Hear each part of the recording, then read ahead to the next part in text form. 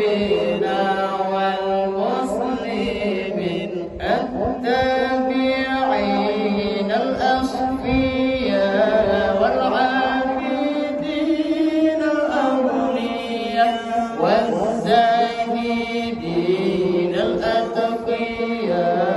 المخبصين المخبتين يا لطيف لم تزل ألطف بنا فيما نزل إنك